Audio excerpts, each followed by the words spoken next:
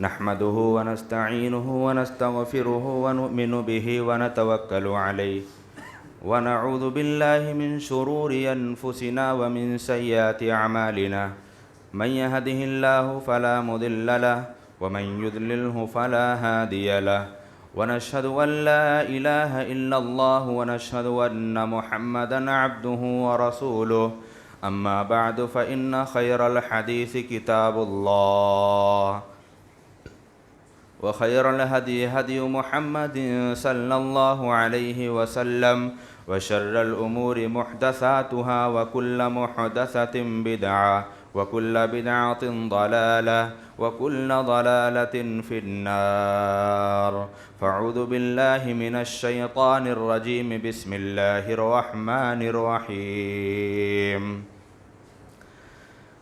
يا أيها الذين آمنوا اتقوا الله حق تقاته ولا تموتن إلا وأنتم مسلمون يا أيها الناس اتقوا ربكم الذي خلقكم من نفس واحدة وخلق منها زوجها وبث منهما رجالا كثيرا ونساء واتقوا الله الذي تساءلون به والأرحام إن الله كان عليكم رقيبا يا أيها الذين آمنوا اتقوا الله وقولوا قولا سديدا يصلح لكم أعمالكم ويغفر لكم ذنوبكم ومن يطع الله ورسوله فقد فاز فوزا عظيما فاعوذ بالله من الشيطان الرجيم بسم الله الرحمن الرحيم وما أصابكم من مصيبة فبما كسبت أيديكم ويعفو عن كثير وقال في موضع آخر ألا بذكر الله تطمئن القلوب وقال عز من قائل يمحق الله الربا ويربي الصدقات وقال النبي صلى الله عليه وسلم الطيرة شرك رب اشرح لي صدري ويسر لي أمري واحلل عقدة من لساني يفقهوا قولي رب زدني علما رب زدني علما حمد و ثنا کبریائی بڑائی بزرگی تمام طریق کی تعریف و توصیف اس مالک دو جہاں خالق کائنات مالک ارض و سما کے لیے لائق و زیبا ہے۔ اس کے بعد اسی مالک دو جہاں خالق کائنات کی جانب سے مبعوث کیے گئے تمام انبیاء کرام، خصوصاً جن کا نام نامی اسم گرامی احمد مجتبی محمد مصطفیٰ صلی اللہ علیہ وسلم، اللہم صلی علی محمد وبارک وسلم۔ حاضرین جمعہ، خطبہ مسنونہ کے بعد قرآن مجید کی 3 جگہوں سے آیت کریمہ پڑھی گئی اور ایک نبی کریم صلی اللہ علیہ وسلم کی حدیث کا چھوٹا سا ٹکڑا آپ کے سامنے پڑھا گیا۔ امید ہے کہ رب ذوالجلال سے دعا گو ہوں کہ بار الہ انہی آیات کریمہ اور احادیث رسول کے مطابق آپ کے سامنے اللہ رب العالمین جو لب کشائی کرنے کا جو موقع عنایت فرمایا ہے، بار الہ جو باتیں کتاب و سنت کے مطابق کہی جائیں، اللہ اس پر ہمیں سننے کے ساتھ عمل کی توفیق عنایت فرما۔ یہ بات عرض آیا ہے کہ اللہ رب العالمین نے جب سے زمین و آسمان کی تخلیق کی ہے، اللہ نے 12 مہینہ مقرر کیا ہے، لیکن ان مہینوں کے اندر کسی ایک مہینے کو کم دین کی بنیاد پر، دین کی معلومات کی کمی کی بنیاد پر کسی مہینے کو نحوست والا مہینہ قرار دیا جائے، کسی مہینے کو منحوس مہینہ قرار دیا جائے، کسی انسان کو منحوس قرار دیا جائے، کسی جگہ کو منحوس قرار دیا جائے، کسی مقام کو منحوس قرار دیا جائے، یا کسی جانور کو منحوس قرار دیا جائے، کسی پرندے کو منحوس قرار دیا جائے۔ شریعت اسلامیہ اس بات کی اجازت نہیں دیتی کیونکہ اللہ رب العزت نے قرآن مقدس کے اندر بے شمار احادیث اور بے شمار پیغامات سے ہمیں اللہ رب العالمین نے اس چیز سے روشناس کرایا کہ یہ دنیا کے اندر، یہ انسانوں کے اندر ان کے کم دینی کی بنیاد پر یہ چیزیں ہوتی ہیں، اور ان کو کم علمی کی بنیاد پر یہ چیزیں ہوتی ہیں کہ جو مہینہ ہمارے سامنے ابھی سایہ فگن ہے، جس مہینے سے ہم گزر رہے ہیں، یہ مہینہ سفر کا مہینہ، اور ایک بڑا طبقہ اس مہینے کو منحوس مہینہ قرار دیتا ہے، نعوذ باللہ۔ اس مہینے کے اندر بعض لوگوں کے خیالات یہ ہیں کہ اس مہینے کے اندر شادی بیاہ یہ سب چیزیں نہیں کرنی چاہیے کیونکہ یہ منحوس مہینہ ہے، اور منحوس مہینے کی بے شمار ایسی مثالیں، یا منحوس مہینے کے تعلق سے جو خیالات ہمارے دلوں کے اندر، جو ہمارے ذہن کے اندر، جو ہمارے دل و دماغ کے اندر ہر وقت کھٹکتی گھومتی رہتی ہے، آپ کے سامنے سماج کے اندر، معاشرے کے اندر ایک بڑا طبقہ جو ان منحوسیات میں سے بہت سی چیزوں کو لاتے ہیں۔ بعض دفعہ لوگوں کو یہ کہنا ہوتا ہے کہ اس ماہ سفر کے اندر شادی بیاہ مت کرو، شادی بیاہ کے اندر وہ بری شگون پیدا کرتے ہیں، اس سے منحوسیت لیتے ہیں، جبکہ اللہ رب العالمین نے نبی کریم صلی اللہ علیہ وسلم کو تعلیم دے دیا کہ اسلام میں نحوست نہیں ہے، اسلام میں نحوست کا کوئی تصور ہی نہیں ہے۔ ہمارے سماج کے اندر لوگوں کی نحوست کا عالم یہ ہے، لوگ یہاں تک پہنچ چکے ہیں کہ اگر کبھی کسی کا چہرہ دیکھ لیے، صبح گھر سے نکل رہے ہیں، کسی انسان کا چہرہ دیکھ لیے، چہرہ دیکھنے کے بعد اس سے یہی زبان پر باتیں نکلتی ہیں کہ آج میں نے فلاں شخص کو دیکھ لیا، آج میرا کام اچھا نہیں ہو سکتا۔ خدا نہ خواستہ اگر کام اچھا ہو بھی گیا، نکل بھی گئے، اور پھر واپسی میں کوئی نقصان ہوا، میں اسی کا چہرہ دیکھ کر نکلا تھا، میرا یہ نقصان ہو گیا۔ حد تو یہاں تک ختم ہو جاتی ہے کہ اللہ رب العالمین کی بے زبان مخلوق جو کوا، اگر کبھی کسی کے چھت پر اگر کوا بول دیتا ہے، وہ تصور پیدا ہوتا ہے ہمارے ذہن کے اندر کہ کوا کا بولنا رات کے اندر گھروں کو ویران کرنے کے برابر ہے۔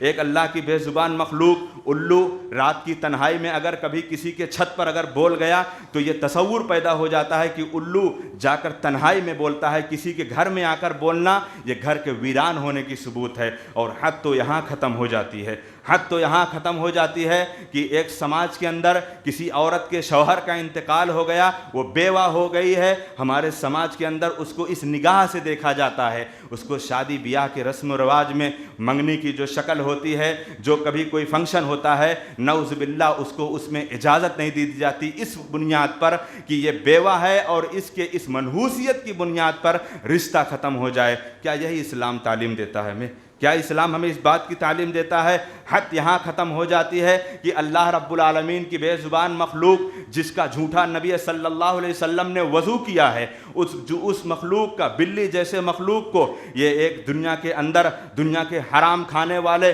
دنیا کے اندر حرام خوری، حلال و حرام کی تمیز نہ کرنے والے تمہارے سامنے سے خوب دن بھر گزرتے رہتے ہیں، تم راستے میں چلے جا رہے ہو، بڑے سے بڑے حرام خور اور زیادہ سے زیادہ حلال و حرام کی تمیز بھلا بیٹھنے والے تمہارے سامنے سے گزرتے ہیں، تمہارا راستہ نہیں خراب ہوتا، بلی کے گزر جانے سے تمہارا راستہ خراب ہو جاتا ہے۔ یہ خیالات، یہ منحوسیت، یہ تصورات اسلام کے اندر ان کا خاتمہ ہے، اسلام کے اندر اس کا کوئی تصور نہیں ہے۔ اگر اس کا تصور ہوتا، جناب محمد رسول اللہ صلی اللہ علیہ وسلم نے کہا الطیرۃ شرکن،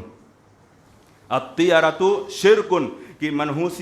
نحوسیت کو اپنانے والے، نحوسیت کے مطابق اپنی زندگی گزارنے والے، اور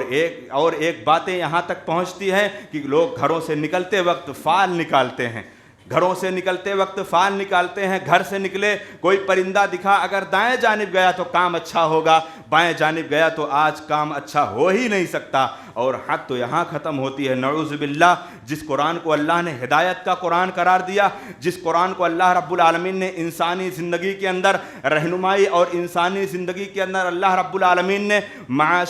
معاشرتی عبادات، معاملات، ساری کی ساری چیزوں کو اللہ نے اس قرآن مقدس میں نازل فرمایا، لیکن جب قرآن کھولا جاتا ہے، اگر قرآن کی آیت ہمارے سامنے، اگر عذاب کی آیت اگر سامنے کھل گئی، یہ تصور، یہ خیالات پیدا ہوتا ہے کہ ہمارے لیے کوئی برا ہونے والا ہے۔ جب کوئی رحمت کی آیت کھل جاتی ہے، اس سے اچھا پھل نکالا جاتا ہے۔ نعوذ باللہ، یہ مسلمانوں کے عقیدے ہیں، یہ مسلمانوں کے عقیدے ہیں، یہ مسلمانوں کے خیالات ہیں۔ غیروں کے رسم رواج کو ہم نے اتنا پیچھے چھوڑ دیا، ہم ان کے آگے پہنچ گئے۔ یہ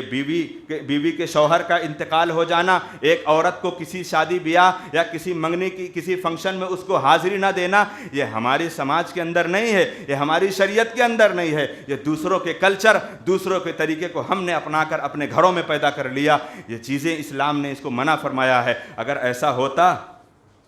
ایسا ہوتا اما عائشہ رضی اللہ تعالیٰ عنہ کی مثال، ماں عائشہ رضی اللہ تعالیٰ عنہ کا نمونہ، ماں عائشہ رضی اللہ تعالیٰ عنہ کی زندگی، تمام صحابیات کی زندگیاں تمام مومنہ عورتوں کے لیے اور تمام مومن مردوں کے لیے ایک تعلیم ہے۔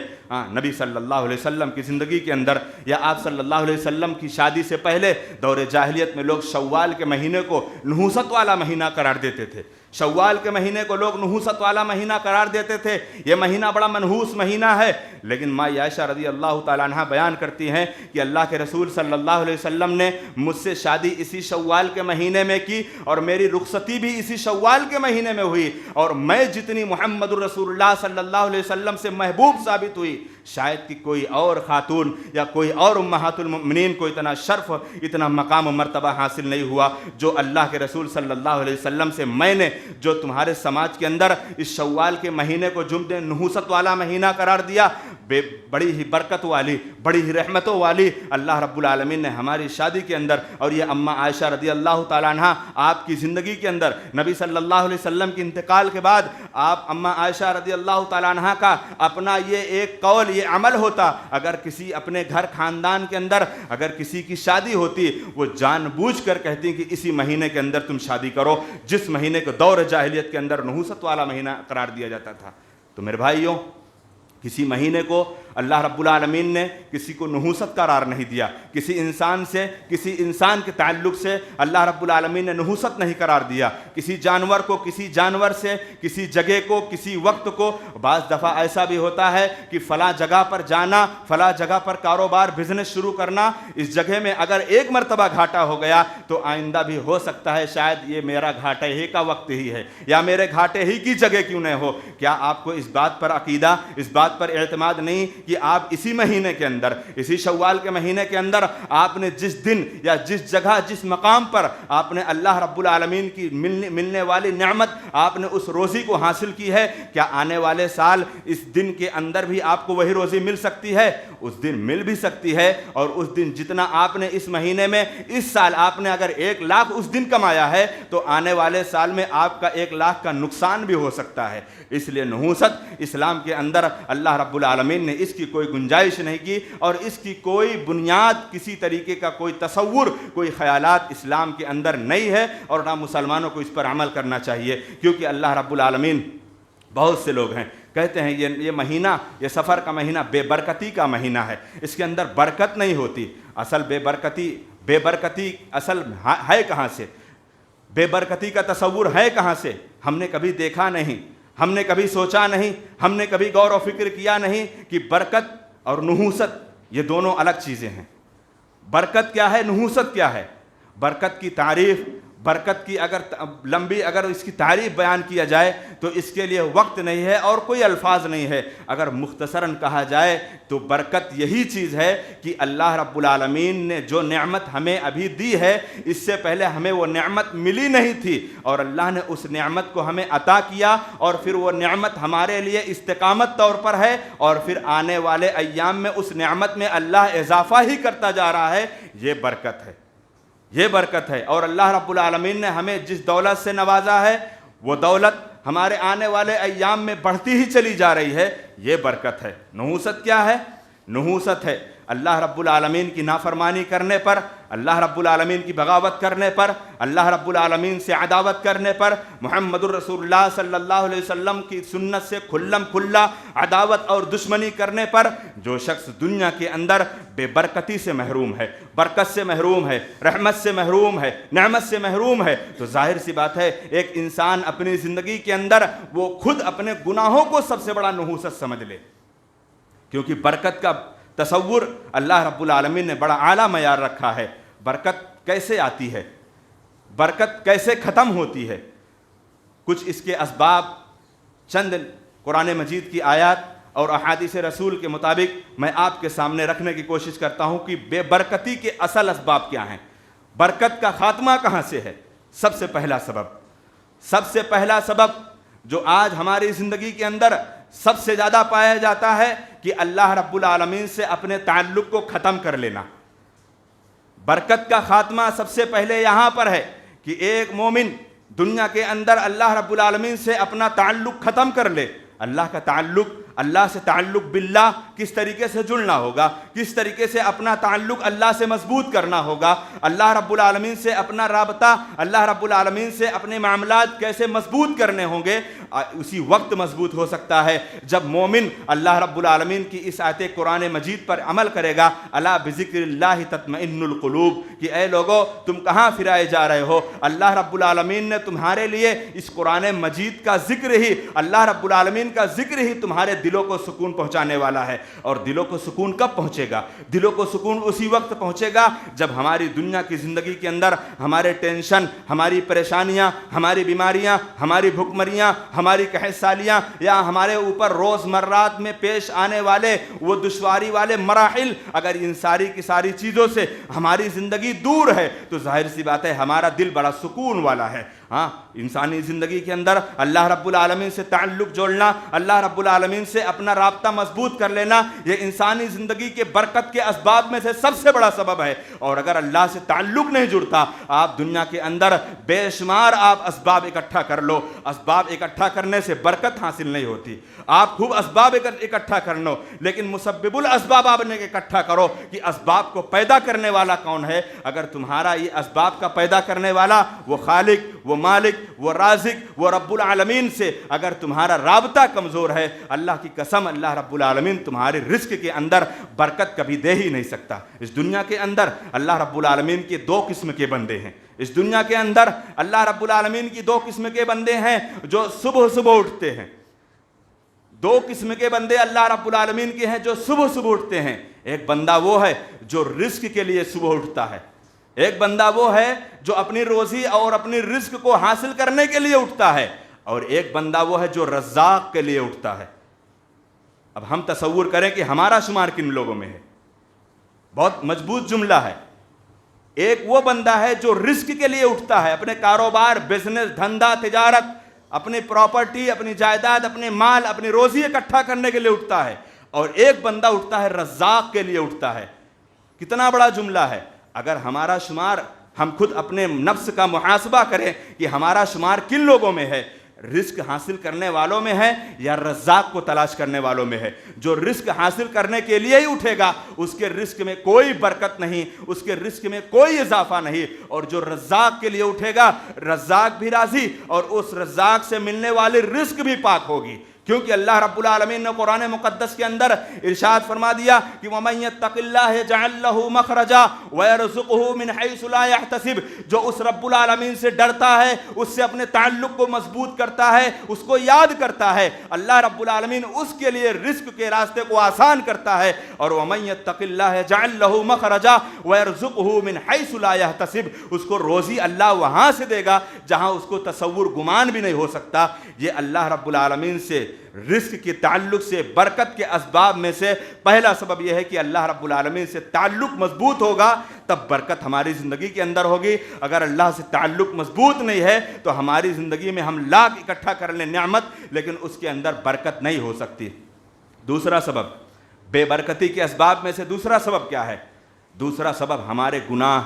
ہماری معصیتیں، ہماری نافرمانیاں، ہمارے جھوٹ، ہماری چوریاں، ہماری گالیاں، ہمارے فراڈ، ہمارے دھوکے، اور ہماری ایک دوسرے پر لعن و طعن، ہمارے اوپر عزت و آبرو کا حملہ، ایک دوسرے کی مال پر ناحق طریقے سے قبضہ، یہ ساری کی ساری چیزیں اگر ہمارے سماج کے اندر اگر پائی جائیں گی تو اللہ کی قسم ہمارے رزق کے اندر کبھی برکت ہو ہی نہیں سکتی۔ انسانی زندگی کے اندر ایک انسان کو اس سے بڑا نحوسیت کا عالم کیا ہوگا کہ وہ اپنی زندگی کے اندر سب سے زیادہ گناہوں کا انبار لیے بیٹھا ہے اور وہ اللہ سے شکایت کرتے پھرتا ہے کہ ہمارے رزق میں کوئی برکت نہیں ہو رہی ہے، مال بہت کما رہا ہوں، بڑے بڑے بنگلے میں، بڑے بڑے فلیٹ میں، بڑے بڑے کاروبار میں اور بڑی بڑی گاڑیوں میں اور بڑے بڑے گھروں میں رہنے والے اور بڑے بڑے پراپرٹی کے مالک اور بڑے بڑے پراپرٹی کے ڈیلر، لیکن ان کے سامنے اگر یہ پوچھ لو کاروبار کیسا ہے، واللہ صرف رونا ہی رونا ہے، صرف شکایت ہی شکایت ہے، ان کے زبان پر، ان کے لفظ پر یہی شکایت ہے، کاروبار اچھا نہیں چل رہا ہے۔ کیسا کاروبار چاہیے؟ اس رب العالمین کو یاد ہی نہیں کرتے ہو۔ اس کی زندگی کے اندر اس نے تمہیں پیدا کیا ہے، پیدا کرنے کے بعد اس نے کہا تمہاری دنیا کی زندگی کے اندر اگر اللہ رب العالمین کی معصیت ہوگی، گناہ ہوگا، نافرمانی ہوگی، جناب محمد الرسول اللہ صلی اللہ علیہ وسلم نے ارشاد فرمایا، مستدرک حاکم کی روایت ہے، اللہ کے رسول صلی اللہ علیہ وسلم نے کہا بے شک بندے کو اللہ رب العالمین اس کے گناہ کی بنیاد پر اس کو رزق سے محروم کر دیتا ہے۔ جب بندہ اللہ رب العالمین کے ساتھ گناہ کرتا ہے، معصیت کرتا ہے، نافرمانی کرتا ہے، اللہ اس کو گناہ کی بنیاد پر اللہ اس کے رزق کو چھین لیتا ہے اور اس کے مال سے اللہ برکت کو ختم کر دیتا ہے۔ ہم اس مہینے کے اندر ہم وہ نحوست ڈھونڈ رہے ہیں، ہم سفر کے اندر نحوست ڈھونڈ رہے ہیں۔ نحوست ہماری زندگی کے اندر سراپا کوٹ کوٹ کر بھری ہے، ہماری زندگی کے اندر گناہ بھرا ہے، ہماری زندگی کے اندر مسجد سے دوری بھری ہے، ہماری زندگی کے اندر نماز کا کوئی واسطہ نہیں، ہماری زندگی کے اندر قرآن مجید سے کوئی تعلق نہیں، ہماری زندگی کے اندر حلال و حرام کا کوئی فرق نہیں، ہماری زندگی کے اندر استغفار کا کوئی تصور نہیں، ہماری زندگی کے اندر اللہ رب العالمین کی یاد دہانی کرانے والی وہ تعلیمات دین اور وہ شریعت مصطفیٰ جس کو اللہ رب العالمین نے نبی کائنات محمد الرسول اللہ صلی اللہ علیہ وسلم کو بھیجنے کے بعد کہا اللہ کے رسول صلی اللہ علیہ وسلم آج اللہ رب العالمین نے جس چیز کے لیے آپ کو اس دنیا کے اندر بھیجا تھا، الیوم اکملت لکم دینکم واتممت علیکم نعمتی ورضیت لکم الاسلام دینا، اللہ کے رسول صلی اللہ علیہ وسلم اللہ نے آپ کو جس کام کے لیے بھیجا آپ نے اپنا کام مکمل کر دیا اور اللہ آپ کے کام سے، آپ کے دین سے اللہ راضی ہو گیا۔ کیا ہماری زندگی کے اندر اس اسلام جو نبی صلی اللہ علیہ وسلم قیامت کی صبح تک امت کے لیے لے کر آئے، کیا اسی اسلام کے مطابق ہماری زندگیاں گزر رہی ہیں؟ ہم شکوے شکایت اللہ سے کرتے ہیں لیکن حلال و حرام کی تمیز نہیں، قدم قدم پر زبان پر گالیاں، قدم قدم پر جھوٹ، قدم قدم پر دھوکہ، قدم قدم پر ایک دوسرے پر عزت و آبرو پر حملہ۔ ایک انسانی زندگی کے اندر بے برکتی میں سے صرف مال ہی نہیں ہے کہ مال کے اندر برکت نہیں ہے، بعض دفعہ ایسا ہوتا ہے کہ اگر جس زندگی کے اندر، جس شوہر کی زندگی کے اندر اگر اس کے لیے نیک بیوی مل گئی، اس کے لیے سب سے بڑی برکت ہے، سب سے بڑی رحمت ہے۔ جس کی زندگی کے اندر نیک اولاد مل گئی، نیک صالح اولاد مل گئی اور اللہ رب العالمین کی فرما بردار اولاد مل گئی، اس کی زندگی کے اندر برکت ہی برکت ہے۔ اگر جس کی زندگی کے اندر بیوی نیک نہ ملی، اس کی شریک حیات نیک نہ ملی، اس کی اولاد، اس کی ذریت اگر نیک نہ ملی، تو اس سے بڑی بے برکت کی مثال کیا ہو سکتی ہے کہ انسان صرف مال کی ہی برکت نہ سوچے کہ مال کا اکٹھا ہو جانا سب سے بڑی برکت ہے۔ ایسا نہیں ہے، مال کے ساتھ ساتھ آپ کی زندگی کے اندر کتنا سکون ہے، آپ کی زندگی کے اندر کتنا چین ہے، آپ کی زندگی کے اندر کتنا قرار ہے، اگر یہ چیز آپ کی زندگی کے اندر پایا جاتا ہے تو بڑے خوش نصیب ہو اور بڑے برکت کے اسباب میں سے حاصل کرنے والے اللہ کے وہ چنندہ، وہ محبوب بندے ہو، جس بندے کو اللہ رب العالمین نے کہا بے شک اللہ رب العالمین اپنے بندوں کے لیے، ان کے لیے رزق کا راستہ آسان کرتا ہے، روزی وہاں سے دیتا ہے جہاں وہ تصور بھی نہیں کر سکتے۔ دوسرا سبب، تیسرا سبب کیا ہے؟ رزق میں بے برکتی کے اسباب میں سے آج ہمارے سماج کے اندر، ہمارے کلچر میں، ہم مسلمانوں کے اندر سود کھوری کا ایک چرچا، اور سود کھوری جو اللہ رب العالمین نے قرآن مقدس کے اندر نبی کائنات محمد الرسول اللہ صلی اللہ علیہ وسلم نے سود لینے والا، سود دینے والا، سود لکھنے والا، سود کا محافظ، سود پہنچانے والا، سود پر مدد کرنے والا، اللہ کے رسول صلی اللہ علیہ وسلم نے کہا رشوت لینا، رشوت دینا، رشوت پر مدد، رشوت لکھنا، یہ ساری کی ساری چیزیں حرام ہیں۔ اور بتاؤ کیا ہم ان چیز سے پاک ہیں؟ اگر ہماری زندگی کے اندر ہم اللہ رب العالمین کی ملنے والی نعمتوں کو ہم تو کماتے ہیں، کھاتے ہیں، لیکن ہم نے کبھی اس میں تمیز کیا کہ ہمارے مال میں، ہمارے سماج کے اندر ایک ذہن میں یہ بھی تصور ہے کہ رشوت دینا کوئی پاپ نہیں ہے، لینا پاپ ہے۔ کس نے کہا رشوت دینا پاپ نہیں ہے یا رشوت لینا پاپ نہیں ہے؟ رشوت دینا بھی، رشوت لینا بھی، رشوت پر محافظ بننا بھی، رشوت لکھنا بھی اور رشوت پر گواہی دینا بھی سارے کے سارے حرام کام ہے۔ اور انشورنس کمپنی کے اندر یا LIC یا انویسٹمنٹ کمپنیوں کے اندر یا جیسے ہیرا گولڈ جیسے ان حرکتوں کے اندر کیا اگر پرسنٹیج متعین ہوتے ہیں تو کس نے کہا یہ تجارت، یہ کاروبار تمہارے لیے حلال ہے؟ کس نے کہا؟ اللہ رب العالمین نے، نبی کریم صلی اللہ علیہ وسلم نے کہا یمحق اللہ الربا، اللہ رب العالمین سود کا خاتمہ چاہتا ہے۔ رشوت سے کسی زندگی کے اندر اللہ رب العالمین راضی نہیں ہو سکتا۔ جس کی زندگی کے اندر سود خوری ہو، رشوت خوری ہو، حرام خوری ہو، اس کی زندگی کے اندر اس کے مال میں برکت ہو ہی نہیں سکتی۔ یہ بے برکتی کے اسباب میں سے ایک سبب یہ بھی ہے کہ اللہ رب العالمین کے ساتھ اس قدر نافرمانی، جس کو اللہ رب العالمین نے کہا دنیا کے اندر جو سود کھاتا ہے، جو رشوت کھاتا ہے، کل حشر کی عدالت میں اس کا کیسا حشر ہوگا؟ اللہ رب العالمین نے کہا الذین یأکلون الربا لا یقومون الا کما یقوم الذی یتخبطہ الشیطان من المس۔ کل قیامت کے دن جب اللہ رب العالمین دنیا کے اندر سود خور، رشوت خور کو اللہ جب کھڑا کرے گا تو اس کا چہرہ ایسا ہکا بکا ہوگا، اتنی پریشانی کے عالم میں ہوگا کہ شاید کہ اس سے بڑی مصیبت اس کی زندگی میں کوئی نہیں آئی تھی۔ اور اللہ رب العالمین نے اسی آیت کے اندر، جس آیت کے اندر اللہ رب العالمین نے کہا یمحق اللہ الربا، اللہ رب العالمین سود کا خاتمہ چاہتا ہے، اور اسی آیت کے اندر اللہ رب العالمین نے ایک ٹکڑا اور بیان فرمایا ہے۔ اللہ نے کہا وَيُرْبِ الصَّدَقَاتِ، بے برکتی کے اسباب میں سے ایک سبب یہ بھی ہے، بے برکتی کے اسباب میں سے ایک سبب یہ ہے کہ ہم نے اپنے ہاتھوں کو کھینچ لیا ہے۔ اللہ نے دولت دی ہے، اللہ نے پراپرٹی دی ہے، اللہ نے جاہ و جلال دی ہے، اللہ نے عزت دی ہے، اللہ نے شہرت دیا ہے، اللہ نے مال دیا ہے، اللہ نے دولت دی ہے، ساری کی ساری چیزوں سے اللہ نے نوازا، لیکن اللہ رب العالمین نے کہا یمحق اللہ الربا ویربی الصدقات، یہ صدقہ جو ہے اللہ رب العالمین کی جانب سے جو تم اللہ رب العالمین کی رضامندی، اس کی خوشنودی تم یتیموں پر، بیواؤں پر، بے کسوں پر، مجبوروں پر، لاچاروں پر اور اللہ رب العالمین کے گھروں میں یا دین کے راستوں میں یا اللہ رب العالمین کے ان خیر کی تعلیمات میں تم جہاں اپنے مال کو خرچ کرتے ہو، اللہ رب العالمین اس میں تمہارے لیے بڑھاوا دیتا ہے۔ اور معاملہ تو یہ ہے کہ لوگ اپنے مال کو، اپنے صدقات کو کھینچ رکھے ہیں اور وہ اللہ رب العالمین کی راہ میں بڑھ چڑھ کر نہیں خرچ کرتے۔ جناب محمد رسول اللہ صلی اللہ علیہ وسلم کی ایک بشارت ہے، پیارے رسول صلی اللہ علیہ وسلم نے بعض ایسے مقامات پر قسمیں کھائی ہیں۔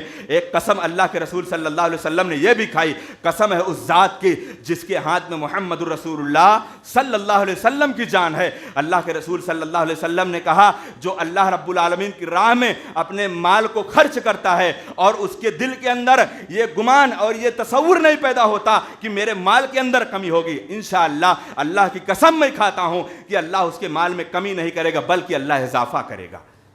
یہ ہماری زندگی کے اندر ایک چیز یہ بھی پائی جاتی ہے کہ فی سبیل اللہ، اللہ رب العالمین کے راستے میں ہمارا یہ گمان، ہمارا یہ ذہن اور یہ ہماری فکر، یہ ہماری سوچ ہو گئی ہے کہ ہم اگر اللہ رب العالمین کی راہ میں زیادہ سے زیادہ خرچ کریں گے، یہ تاریخ گواہ ہے، یہ تاریخ گواہ ہے کہ جس صحابہ نے یا جن سلف نے یا جن لوگوں نے اللہ رب العالمین کی راہ میں جتنا ہی خرچ کیا ہے، ان کی زندگی کے اندر اللہ رب العالمین نے اتنا ہی اضافہ اور اتنا ہی بڑھاوا کیا ہے۔ اسی موقع پر اللہ کے رسول صلی اللہ علیہ وسلم بیان فرماتے ہیں کہ اللہ رب العالمین کی جانب سے روز صبح کو 2 فرشتے نازل ہوتے ہیں۔ اللہ رب العالمین کی جانب سے 2 فرشتے نازل ہوتے ہیں۔ ایک فرشتہ کہتا ہے اللہم اعطی منفقا خلفا، اے اللہ رب العالمین یہ بندہ تیری راہ میں اس نے خرچ کیا ہے، اے اللہ جتنا خرچ کیا اللہ اس کے بدلے اور اس کو دے دے۔ کتنی بڑی دعا ہے اللہ رب العالمین سے، اللہ رب العالمین کی اس مقدس مخلوق فرشتے اللہ رب العالمین سے دعائیں کرتے ہیں کہ اے اللہ اس تیرے بندے نے تیری راہ میں خرچ کیا ہے، بلا حساب و کتاب خرچ کیا، اے اللہ اس کے خرچ کرنے میں اور برکت دے دے۔ وہیں پر اگر جو خرچ نہیں کرتا، اللہ کے رسول صلی اللہ علیہ وسلم نے بھی فرمایا کہ دوسرا فرشتہ یہ بھی دعا کرتا ہے کہ اے اللہ رب العالمین مال و دولت ہونے کی بنیاد پر، حیثیت ہونے کی بنیاد پر، اہل ثروت ہونے کی بنیاد پر، اے اللہ جو تیرے راہ میں خرچ نہیں کرتا، اے اللہ تلفن اس کو ہلاک و برباد کر دے۔ کتنی بڑی حدیث ہے نبی صلی اللہ علیہ وسلم، پہلے میں بشارت، دوسرے میں وعید. اور ایک صحابی رسول نبی صلی اللہ علیہ وسلم کی خدمت میں حاضر ہوتے ہیں. انہوں نے کہا اللہ کے رسول صلی اللہ علیہ وسلم میرا یہ بھائی ہے، ہمیشہ آپ کے پاس بیٹھا رہتا ہے، دین سیکھتا رہتا ہے، شریعت کی طریقے آپ کی تعلیمات کو سنتا رہتا ہے، میں جا کر کماتا ہوں، میں اس کو کھلاتا ہوں. اے اللہ کے رسول صلی اللہ علیہ وسلم اس کا معاملہ کیا ہے؟ اللہ کے رسول صلی اللہ علیہ وسلم نے ایک موقع پر تو آپ صلی اللہ علیہ وسلم نے یہ کہا کہ ہر شخص کو اپنی محنت کی کمائی، اپنی محنت سے کھانا، اپنے محنت سے پہننا، یہ اس کے لیے اس کا کام ہے. لیکن اے اللہ کے بندے، تجھے پتہ نہیں تیرا یہ بھائی اگر یہاں بیٹھتا ہے، دین کی باتیں، شریعت کی باتیں، تعلیمات اسلامیہ سنتا ہے، تو ہو سکتا ہے کہ اسی بنیاد پر اللہ تجھے تیری رزق میں اور برکت دیتا ہے، تیری رزق میں اللہ رب العالمین اور برکت دیتا ہے. برکت کے اسباب میں سے اللہ رب العالمین کے کلام کو سننا، رسول اکرم صلی اللہ علیہ وسلم کے فرمان کو سننا، اللہ رب العالمین کے کلام مجید کو سننے کے مطابق اس پر عمل کرنا، اور پھر دنیا کی زندگی کے اندر اپنے آپ کو پھیل جانا، اور اللہ رب العالمین کی ملنے والی نعمت کو حاصل کرنے کی غرض سے اپنی زندگی کو ڈال دینا. یہ اللہ رب العالمین نے برکت کے اسباب میں سے بتایا کہ اگر تمہاری زندگی کے اندر اگر یہ چیز پائی جاتی ہے تو تمہارے اندر برکت کے اسباب آسان ہیں. اگر ان چیزوں میں تمہارے دل کے اندر اگر کوئی گوارا نہیں ہے تو ظاہر سی بات ہے تمہارے اوپر بے برکتی کے اسباب تمہارے سامنے ظاہر ہیں. چوتھا سبب، نبی کریم محمد رسول اللہ صلی اللہ علیہ وسلم نے ارشاد فرمایا، جس سماج کے اندر، جس سوسائٹی کے اندر، جس تنظیم کے اندر، جس کلچر کے اندر ظلم ہوگا، اللہ رب العالمین اس پورے کے پورے سماج کے اندر اللہ برکت کی رحمت نہیں نازل کر سکتا. ظلم کبھی ہوگا، کبھی کسی کے مال کو چھین کر ہوگا،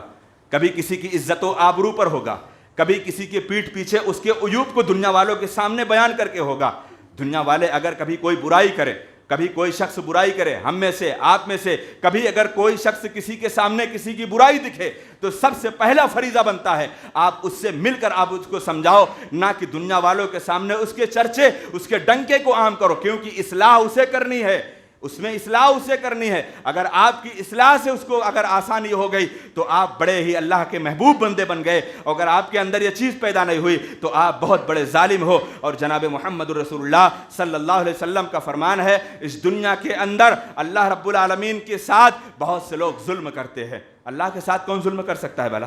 معلوم ہے اللہ کے ساتھ کون ظلم کر سکتا ہے؟ اللہ کے ساتھ وہ بندہ ظلم کرتا ہے جو اپنی زندگی کے اندر ستاروں سے فال نکالتا ہے. اللہ کے رسول صلی اللہ علیہ وسلم نے کہا، جو ستاروں کو دیکھ کر اپنی دنیا کی زندگی کے اندر یہ تصور پیدا کرے، کہے کہ اس کا ستارہ گردش میں ہے، فلاں کا ستارہ گردش میں ہے، اور اس ستارے پر یہ عقیدہ رکھے کہ اللہ رب العالمین کو عقیدہ چھوڑ کر، اگر نبی کریم صلی اللہ علیہ وسلم نے کہا جس کا عقیدہ اس ستارے پر ہو گیا وہ اللہ کا منکر ہو گیا، وہ اللہ کا کافر ہو گیا، اور وہ جا کر اپنے اس ستارے پر وہ عمل کرنے والا بن گیا، اور اس کی زندگی کے اندر اللہ رب العالمین کے ساتھ یہ ظلم نہیں تو اور کیا ہے. اور اللہ نے کہا ان الشرک لظلم عظیم، اللہ رب العالمین کے ساتھ شرک کرنا سب سے بڑا ظلم ہے. اور نبی کریم صلی اللہ علیہ وسلم نے کہا الطیرۃ شرک، نحوست پیدا کرنا، نحوست لینا، نحوست اختیار کرنا یہ شرک ہے، اور اللہ شرک کو بنا توبہ کے معاف نہیں کر سکتا. بات سمجھ میں آئی؟ نبی کائنات محمد رسول اللہ صلی اللہ علیہ وسلم نے اور اللہ رب العالمین نے قرآن مجید کی آیات سے صاف لفظوں میں بتا دیا کہ اسلام کے اندر یہ نحوست، یہ بدفعلی، یہ شگون، یہ ساری کی ساری چیزوں کا کوئی اس میں اختیار نہیں ہے. انسان کی زندگی کے اندر اگر وہ نیک ہے، پاک دامنا ہے، پاک باز ہے، اللہ سے ڈرنے والا ہے، عبادت کا اس کے اندر بڑا ہی عام ہے، اور بڑے ہی خوش دلی سے اور بڑے ہی اللہ کی رضامندی، اس کی خوشنودی کی خاطر اگر وہ عبادت کرتا ہے، وہ اللہ اس کی زندگی کے ارد گرد کبھی نحوست بھٹک ہی نہیں سکتی اگر اس کا عقیدہ پختہ ہے. تو یہ کون سا عقیدہ ہو گیا کہ فلاں شخص کو دیکھ لیا، بیچارے اس معصوم کو، اس انسان کو جس نے کبھی گناہ ہی نہیں کیا، آپ کے ذہن کے اندر یہ گندا تصور پیدا ہے، اس کو دیکھنے کے بعد آپ اس کے اوپر لعن و طعن کرنے لگے، آپ نے اس کو ملعون کہہ دیا. فلاں شخص کا چہرہ دیکھ کر نکلا تھا، اور اس مہینے کے اندر، جس مہینے کو نعوذ باللہ نحوست والا مہینہ قرار دینے والے، اس مہینے کے اندر کسی ایک شخص کو اس کے نحوسیت پر یہ مثال دے کر اس کو ملعون قرار دے دے، یہ کہاں کی تعلیمات ہے؟ اور بے برکتی کے اسباب میں سے ایک سبب اور سنتے جاؤ. نبی کریم محمد، اسباب تو بے شمار ہیں، پورا قرآن بھرا پڑا ہے. جناب محمد رسول اللہ صلی اللہ علیہ وسلم کے پورے فرامین بھرے پڑے ہیں کہ اس دنیا کی زندگی کے اندر اللہ رب العالمین کے ساتھ اگر جن جن لوگوں نے بغاوت کی ہے، رسول اکرم صلی اللہ علیہ وسلم کی سنت سے جن جن لوگوں نے عداوت کی ہے، ان کی زندگی کے اندر بے برکتی کے اسباب بے شمار موجود ہیں. لیکن کچھ لمحے میں، کچھ وقت میں جو کتاب و سنت کے مطابق آپ کے سامنے رکھ کے ایک اسباب میں سے ایک دو سبب اور بیان کر کے بعد ختم کرتا ہوں. ایک سبب اور کیا ہے؟ ہمارے سماج کے اندر عدل انصاف کا خاتمہ. عدل انصاف کا خاتمہ. کبھی کسی غریب آدمی سے ظلم ہو گیا، کبھی کسی غریب آدمی سے کوئی گناہ ہو گیا، کبھی کسی کمزور آدمی سے کوئی گناہ ہو گیا. سماج کے اندر بڑے ہی اہل ثروت اور بڑے ہی مالک اور بڑے ہی اپنے آپ کے عہدے اور بڑے منصب پہ فائز ہونے والے یہ کہہ کر اس کو چھوڑ دیتے ہیں، اس کو ٹال دیتے ہیں کہ یہ بڑے گھر کے اندر کوئی ایسی حرکت کوئی کر جائے جو عدل و انصاف کے تقاضوں میں سے ہے کہ اللہ رب العالمین نے عدل و انصاف کا پیکر یہاں تک بھیجا کہ برائی کرنے والا کوئی بھی برائی کرے اس کی زندگی کے اندر اس کے ساتھ وہ عدل و انصاف کرو جس کا وہ حقدار ہے. کیونکہ نبی کریم محمد رسول اللہ صلی اللہ علیہ وسلم کے سامنے ایک واقعہ آیا تھا. اللہ کے رسول صلی اللہ علیہ وسلم نے کہا یہ چوری کا معاملہ میرے سامنے پیش کرتے ہو کہ فلاں عورت کے اس ہاتھ کو نہ کاٹا جائے. سنو، اگر یہ فاطمہ بنت محمد یعنی میری بیٹی محمد رسول اللہ صلی اللہ علیہ وسلم کی بیٹی اگر یہ فاطمہ چوری کرتی تو اس کا بھی ہاتھ کاٹا جاتا. تم کس چیز کے بارے میں آ کر مجھ سے تم شفاعت کر رہے ہو؟ اور یہ اسباب عدل انصاف میں جس سماج کے اندر خاتمہ ہوگا اللہ رب العالمین اس سماج کے اندر بے برکتی کے اسباب میں سے ایک سبب یہ ہے کہ اللہ اس سے برکت کو چھین لے گا. اور ایک سبب بیان کر کے بات ختم کرتا ہوں. کاروبار تجارت کے اندر دو چیزیں ہونی چاہیے، سچائی اور صاف. جناب محمد رسول اللہ صلی اللہ علیہ وسلم نے برکت کے اسباب میں سے بخاری شریف اور مسلم شریف دونوں کتابوں کے اندر یہ حدیث موجود ہے. نبی صلی اللہ علیہ وسلم نے کہا کہ کاروبار کرنے والے، بزنس کرنے والے، تجارت کرنے والے، ان کی زندگی کے اندر دو چیزیں صاف ہونی چاہیے. جب کاروبار خرید و فروخت کرے تو سچائی سے کام لے، اور جس مال کو بیچ رہا ہے، جس مال کو خرید رہا ہے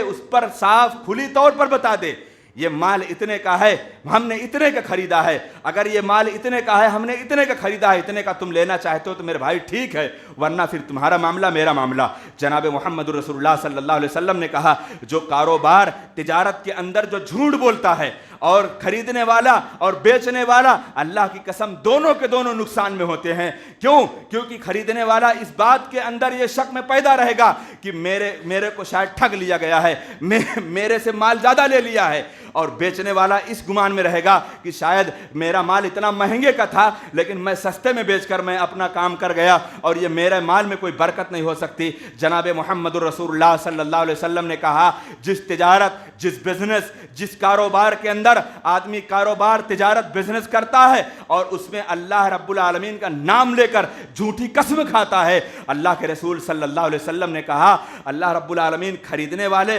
اور بیچنے والے دونوں لوگوں کی برکت کو اللہ چھین لیتا ہے. جو جھوٹی قسم کھاتا ہے اپنی تجارت، اپنی کاروبار میں، ہم نے خریدا ہے اس کو 10 روپے کا، آپ تو قسم کھا کر بیچ تو لے گو، بک جائے گا، لیکن اس کے اندر وہ پیدا ہونے والی برکت کو اللہ چھین لے گا. آپ نے 10 روپے کی اس کو خریدا ہے اور بیچنے والے سے آپ نے کہا اللہ کی قسم ہم نے 20 روپے کا خریدا ہے اور اس میں کوئی مجھے فائدہ نہیں ہو رہا ہے، اگر 20 کا لے لو گے تو مجھے 1-2 روپے بچ جائے گا. کتنا بڑا جھوٹ، کتنا بڑا جھوٹ. اگر یہ تجارت کے اندر اگر یہ جھوٹ پیدا ہے تو ہم اپنے اندر، اپنے سماج کے اندر، اپنے دل و دماغ کے اندر ہم یہ تصور پیدا کر لے کہ ہمارے اندر اللہ رب العالمین کا خوف کتنا ہے اور ہماری زندگی کے اندر سے بے برکتی کیسے ختم ہوتی جا رہی ہے، برکت کا خاتمہ، برکت کا فقدان کیسے ختم ہو جا رہا ہے. اور ظاہری طور پر تو آپ دولت تو کما لو گے لیکن اللہ کی قسم اس میں برکت نہیں ہو سکتی، اور جب برکت نہیں ہوگی تو اس کے اندر آپ کو سکون نہیں ملے گا، اور جب سکون نہیں ملے گا تو آپ کے اوپر بے چینی ہوگی اور آپ کے زبان سے طرح طرح کے اللہ رب العالمین کے خلاف جملے نکلیں گے کہ میرے اوپر کیا ہو گیا ہے اللہ کا، میرے ہی ساتھ اللہ رب العالمین کو یہ کرنا تھا. نعوذ باللہ، ایسے جملے شرکیہ جملے ہیں اور ایسے عقیدے اللہ رب العالمین کو ناپسند ہے، کیونکہ اللہ رب العالمین نے کہا، اللہ رب العالمین ان اللہ یرزق من یشاء بغیر حساب، اللہ اپنے بندوں کو بلا حساب و کتاب دیتا ہے۔ جب اللہ کے بندے ہم بن کر تصور کریں گے، کیونکہ اللہ کے بندہ بننے کے لیے ایاک نعبد و ایاک نستعین والی اس صفت کو اپنانا پڑے گا کہ اللہ میں تیری ہی عبادت کرتا ہوں، تجھ سے ہی مدد طلب کرتا ہوں۔ یہ صفت جب پیدا ہوگی تب ہمارے اندر وہ دینداری اور ہمارے اندر وہ خشوع خضوع پیدا ہوگا، پھر برکتوں کا انبار دیکھو۔ آج دنیا کے اندر جس طریقے سے سیلاب ہمارے ممالک کے، ہمارے کچھ پڑوس ملک میں یا کسی اور علاقے میں جو بارش نے اتنا دہشت ناک ماحول بنا رکھا ہے، ہم اپنے گاؤں کے علاقے میں جہاں پر بارشیں نہیں ہو رہی ہیں، کچھ جگہ پر تو قحط سالی ہے اور کچھ جگہ پر تو بہت زیادہ بارشیں ہو رہی ہیں، یہ سب کیا ہیں؟ یہ اللہ رب العالمین کی جانب سے برکت کو چھیننے والے اسباب ہیں۔ اور اگر یہ چیزیں ہمارے سماج کے اندر رہیں گی، جھوٹ، اللہ سے دوری، بے نمازی کا ایک طریقے سے انبار، اور اپنے رزق میں کاروبار کے اندر جھوٹ، اگر یہ ساری کی ساری چیزیں ہوں گی تو ہم سے برکت کی ہم امید نہ رکھیں، کیونکہ حرام کے ساتھ اللہ تعالیٰ حلال نہیں دے سکتا، اور حرام کے ساتھ حلال کے ساتھ اللہ حرام نہیں دے سکتا۔ ایک بالٹی کے اندر، ایک ڈول کے اندر آپ دودھ رکھ سکتے ہو یا شراب رکھ سکتے ہو، اسی طریقے سے انسانی زندگی کے اندر ہے، اگر آپ حلال رکھو گے تو اللہ رب العالمین آپ کو مزید دے گا، اور اگر حرام اپناؤ گے تو اللہ رب العالمین آپ کے لیے وہی دے گا جو آپ کے لیے آپ کی پسندیدہ ہے۔ اللہ رب العزت سے دعا کی بار الہ ہم تمام مومنوں کو اللہ رب العالمین جو باتیں کتاب و سنت کے مطابق کہی گئی ہیں رب ذوالجلال کما حقہ سننے کے ساتھ ساتھ سب سے پہلے کہنے والے کو اور پھر اس کے بعد اللہ رب العالمین سننے والے کو اس پر عمل پیرا ہونے کی توفیق عنایت فرما دے۔ اللہ رب العالمین ہماری زندگی کے اندر سب سے بڑی توحید والی نعمت اللہ تعالی ہمارے دلوں کے اندر ڈال دے کہ ہمارے سماج کے اندر، ہمارے سوسائٹی کے اندر جو نحوست والی جو بیماری ہے بار الہ، اس نحوست کا خاتمہ امت کے ہر فرد کے سینوں سے اللہ رب العالمین نکال دے۔ اللہ رب العالمین امت کے ہر فرد کے اندر توحید کی نعمت سے اللہ رب العالمین مالا مال فرما دے۔